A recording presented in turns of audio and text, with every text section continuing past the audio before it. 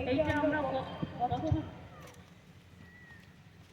কয়েক আগে সিদ্ধান্ত নিই দীঘায় ঘুরতে ঘুরতে যে আমরা সমুদ্র সৈকত স্মরণে একটা জগন্নাথ মন্দির করব। তখন আমরা পুরীর জগন্নাথ মন্দিরের যে হাইট সেই হাইট অনুযায়ী আমরা একটা করবো বলে ঠিক করি। আমি যে যে জায়গাগুলো ভিজিট করি, আমার সাথে গভর্নমেন্টের সব অফিসাররাও ছিল, সেই দিনের চিন্তা ভাবনার জোরে আজকে 3-4 বছর টাইম লেগেছে এই এত সুন্দর একটা জগন্নাথ মন্দির, জগন্নাথ ধাম তৈরি করতে। এবং পুরীর সাথে নিশ্চয়ই আমরা তুলনা করবো না, কারণ ওদেরটা ওদের মতো, আমাদেরটা আমাদের মতো। ওদেরটা রাজারা করেছেন দীর্ঘদিন আগে, আমাদেরটা আমরা সরকারের পক্ষ থেকে করছি। টোটাল টাকাটাই সরকার। জায়গাটা অনেক বেশি আছে, এখানে প্রায় 20 একর জমি আছে। ভোগঘর আলাদা আছে, স্টোর রুম আলাদা আছে, গেস্ট রুম আলাদা আছে, বিশ্রাম নেওয়ার জায়গা আলাদা আছে। পুজো দেওয়ার জন্য পুজোর ডালাঘর তৈরি হবে এবং সেলফ হেল্প গ্রুপের কিছু মেয়েকে লোকাল জিনিস বিক্রি করে দেওয়ার ব্যবস্থাও হবে, পাশে হবে, সেটা তৈরি হবে আস্তে আস্তে। আমরা এখনো পর্যন্ত প্রায় 250 কোটি টাকা খরচা করেছি। আরও হয়তো কিছু খরচা করতে হবে, কারণ মাসির বাড়ির ওদিকটাও আমাদের আরেকটু ডেভেলপ করতে হবে, ঘাটটাও ডেভেলপ করতে হবে। রথযাত্রা এবার থেকে শুরু হবে এখানে, এবং আমরা একটা ট্রাস্টি তৈরি করেছি চিফ সেক্রেটারির নেতৃত্বে, তাতে জেলা শাসক, এসপি, সনাতন ধর্মের যে সভাধিপতি, ইসকনের যে পশ্চিমবাংলার চার্জে রাজারামন বাবু আছেন, তাছাড়াও পুরীর তারপরে মাসির যে মন্দিরে যে পুজো করতে জগন্নাথ দেবের এখানকার লোকাল, ওনাকেও রাখা হয়েছে। এবং ঠিক হয়েছে যে ওনারা 4 জন দেবের লোকাল, সনাতন ধর্মের লোকেরাও কিছু ডালার দোকান করবে, প্লাস আরও হবে। পুরীতে যখন খাজা পাওয়া যায়, এখানে বাংলার যে বিশিষ্টতা, গজা, ক্ষীরের গজা, গুজিয়া, কালীঘাটের প্যাড়ার মতো প্যাড়া, এইসবগুলো বিক্রি হবে। পুজো দেওয়ার জন্য যে অ্যারেঞ্জমেন্ট, তার জন্য অনেকগুলো ঘর তৈরি করে দেওয়া হবে। সেটা ট্রাস্টি বোর্ড দেখে নেবে, ডিএমের উপর দায়িত্ব দেওয়া আছে, এসপি আছে, সবাই আছে, ডিজি আছে, সিএস আছে, হিটকোর সবাই আছে যারা এটা তৈরি করেছে, চিফ ইঞ্জিনিয়ার আছে, ট্রাস্টি বোর্ডের সকলেই মেম্বার থাকছে। আমরা আশা করি আর 3 মাসের মধ্যে এটা সম্পূর্ণ কমপ্লিট হয়ে যাবে। মার্বেলের মূর্তি অলরেডি তৈরি হয়ে গেছে, জগন্নাথ বলরাম সুভদ্রা। নিম কাঠের মূর্তিটা তৈরি হচ্ছে, কারণ ওনাকে সামনে রেখে পুজোটা হবে। এছাড়াও একটা মা বিমলা, যেটা মা লক্ষ্মীর মন্দির, মা লক্ষ্মীর একটা আরেক পাশে রাধাকৃষ্ণ, এটা থাকবে। তাছাড়াও মেন গেট চৈতন্যদার আগে ঠিক হয়েছিল মাসির বাড়ির ওখানে করবে, সেটা আমি একটু পরিবর্তন করে ডিসিশন নিলাম। এই যে মেন দরজাটা ঢোকার মেন গেটটা জগন্নাথ ধামে, ওই মেন গেটের ওখানেই চৈতন্যদেবের এটা থাকবে, এবং ওই গেটটার নাম হয়ে যাবে চৈতন্যদা জগন্নাথ ধাম। বাদ বাকি এখানে স্বর্গদ্বার থেকে শুরু করে সব আছে, অনেকগুলো বিল্ডিং আছে, আপনারা দেখতেই পাচ্ছেন। জায়গার অফুরন্ত সদ্ব্যবহার হয়েছে। এমনকি পুরীতে যে ধ্বজা তোলা হয়, সেই ধ্বজা তোলার ব্যবস্থাও এখানে রাখা হয়েছে। এবং মিটিং চলাকালীন আমি রাজেশের সাথেও কথা বললাম, উনি যে ছোট দৈত্যপতি, তাকেও বললাম যে আপনি এসে দেখে যান, এবং যারা ধ্বজা তুলতে পারে তাদের একটা বংশানুক্রমিক কিছু লোক আছে, তাদের থেকে যদি 2-3 জনকে আমাদের দেন ভালো হয়। এবং অক্ষয় তৃতীয়ার দিন এটা উদ্বোধন হয়। এটা পুরোহিতরা, বিশেষ করে যারা ধর্মীয় প্রাণ মানুষ, তারা মিলে ডেটটা ঠিক করেছে। অক্ষয় তৃতীয়ার দিন এটা উদ্বোধন হবে, এবং এবারে প্রথম রথযাত্রা হবে। রথযাত্রায় একটা সোনার ঝাড়ু থাকে আপনারা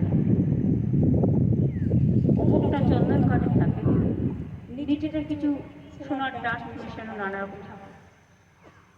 ওইটা আমি আমার পার্সোনাল অ্যাকাউন্ট থেকে আমার কন্ট্রিবিউশন থেকে 5 লাখ টাকা দেবো।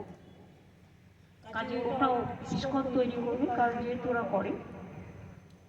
এবং এবার যে সোজা রথ হবে, প্রথমবার বলে আমাকে এখানে উপস্থিত থাকতে হবে। আমি প্রতিবার ইস্কনের রথটা উদ্বোধন করি, আমি ওর উল্টো রথ ওদের ওখানে যাব এবং রাজারামন বাবুও চলে আসবে। আমি উদ্বোধনের নিয়ম আছে, উদ্বোধনের আগেই কিন্তু পুজোর প্রসেস চালু হয় 48 আওয়ার আগে।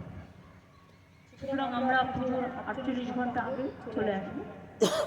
ট্রাস্টিতেও যারা আছেন তারাও আসবেন, যাতে কোথাও কোনো ত্রুটি বিচ্ছুতি না থাকে। কারণ দেখুন, আমাদের কাজ হচ্ছে ওপরে ওপরে যেগুলো করা, কিন্তু পুজো পাঠ তো আমাদের কাজ নয়, এটা পুরোহিত যারা তারা ঠিক করে দেবে। বাদ বাকি সব কিছুই সিস্টেম অনুযায়ী হোক এবং এটা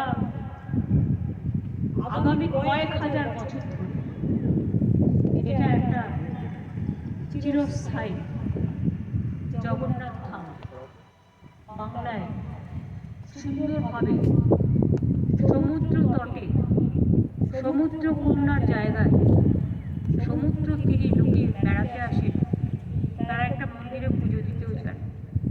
তাদের সকলের কথা ভেবে এটা তৈরি করা হলো। হাজার হাজার বছর ধরে এটা থাকবে এবং আমরা চাই সারা পৃথিবীতে এই জগন্নাথ ধাম দেখতে সমস্ত মানুষেরা সমবেত হবে। যেদিন ইনাগুরেশন হবে 24 ঘন্টা প্রসেস করতে হয়, তারপরে অক্ষয় তৃতীয়ার আগের দিন থেকে প্রসেস শুরু হবে। অক্ষয় তৃতীয়ার দিন উদ্বোধন হবে। আমরা কিছু বিশিষ্ট মানুষকে নিশ্চয়ই আমন্ত্রণ জানাবো, সেটা আমরা পরে ঠিক করব, কারণ আগে কাজটা পুরো কমপ্লিট হোক। আর মাসির বাড়ির সামনেও একটা ঘাটের কথা বলেছেন মহারাজ, সেটাও হিটকো করে দেবে। বাদ বাকি রথ রাখার জায়গা যখন সোজা রথে উল্টো রথে যায়, সেই জায়গাটাও তারা দেখে নেবেন, করে দেবে। ট্রাস্টি থেকে শুরু করে এখানে একটা পুলিশ পোস্ট হবে। এই যে জেলা পরিষদের বাড়িটা দেখছেন, এটা আমরা নিয়ে নিচ্ছি। জেলা পরিষদের বাড়িটাই পুলিশ পোস্ট এবং অ্যাডমিনিস্ট্রেটিভ বিল্ডিং তো এটা, এখানে হেলথ সেন্টার এবং ফায়ার ব্রিগেডের একটা প্রফেশনও করা হচ্ছে। এটা ডান দিকের ওই বিল্ডিংটা আরও অ্যাডজাস্ট হবে এই জায়গার সাথে, তাতে আমাদের জমি আরও বাড়বে। আর বাঁ দিকে যেটা আমি গিয়েছিলাম ওটা অ্যাডমিনিস্ট্রেটিভ বিল্ডিং, ওখানেও 6-7টা গেস্ট রুম আছে পুরোহিতরা যারা থাকবে তাদের জন্য। এক একটা রুমে 3টে করে বেড থাকবে, যাতে পুরোহিত যারা পুজো করবেন তারা এখানেই থাকবে, থাকা খাওয়া সব ব্যবস্থা তাদের থাকবে। বাদ বাকি কিছু লোকজন নেওয়া হবে যেগুলো কাজকর্ম করবে, সেটা ট্রাস্টে ঠিক করবে। এটার ব্যাপারে আমি চাই না কোনো রাজনৈতিক হস্তক্ষেপ, এটা টোটালি আমি কিন্তু ট্রাস্টি মেম্বার নই, আমি জাস্ট ভলেন্টারিলি আমার সার্ভিস দিচ্ছি। সুতরাং সবটাই ওনারাই করবেন, শুরুটা করে দিয়ে গেলাম। আশা করি সবটাই সুষ্ঠুভাবে সমাপ্ত হবে।